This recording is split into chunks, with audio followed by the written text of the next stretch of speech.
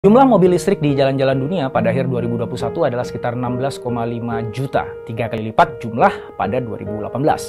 Menurut Badan Energi Internasional, penjualan melonjak 75% pada kuartal pertama 2022 menjadi 2 juta setelah memecahkan rekor tahun lalu dengan total penjualan 6,6 juta, naik 100% dari tahun sebelumnya. Pertumbuhan penjualan tahun lalu dan tahun ini didorong oleh peningkatan penjualan di China, Eropa, dan Amerika Serikat. Ledakan popularitas mobil listrik saat ini dipicu oleh 5 hal.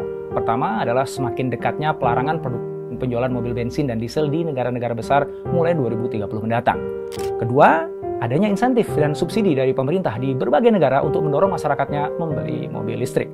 Ketiga, kinerja teknologi baterai modern semakin baik dari sisi jarak tempuh maupun pengisian dayanya yang lebih cepat. Tidak lama lagi, kedua hal ini akan bisa mempermalukan mobil bensin dan solar. Keempat, saat ini ada berbagai pilihan model mobil listrik di luar sana, dari city car kecil, hatchback yang terjangkau, SUV modis, hingga mobil sport yang tangguh. Pilihan yang beragam ini membuat mobil listrik menjadi semakin menarik di mata konsumen. Kelima, harga bensin dan solar yang melonjak naik akhir-akhir ini disebabkan oleh perang Rusia dan Ukraina mendorong masyarakat untuk serius mempertimbangkan membeli mobil listrik. Centerpoint Research memperkirakan penjualan mobil listrik akan melebihi 10 juta unit pada tahun 2022 ini dan mencapai sekitar 58 juta unit pada tahun 2030. Ini adalah periode yang paling bergejolak sejak industri otomotif didirikan lebih dari 1 abad yang lalu, ungkap Peter Richardson, wakil presiden Counterpoint. Akan ada perjuangan hidup dan mati pada berbagai produsen mobil incumbent. Mereka akan menggunakan skala dan keahlian manufaktur mereka untuk menangkis para pendatang baru.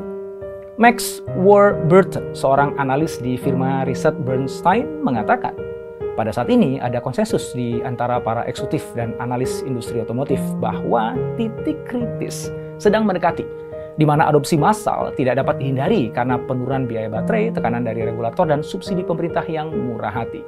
Faktor-faktor ini telah bersatu untuk memaksa industri tradisional untuk menganggap serius elektrifikasi lebih cepat dari yang diperkirakan sebelumnya. Penurunan dramatis dalam harga baterai menurut Bernstein akan memungkinkan produsen mobil untuk menjual mobil listrik lebih murah dari mobil bensin dan diesel. Al Bedwell, Direktur Powertrain Global di LMC Automotive, mengatakan, "Saya telah melihat industri ini selama 20 tahun, dan firasat saya yang sebenarnya adalah bahwa itu akan tidak terbendung sekarang."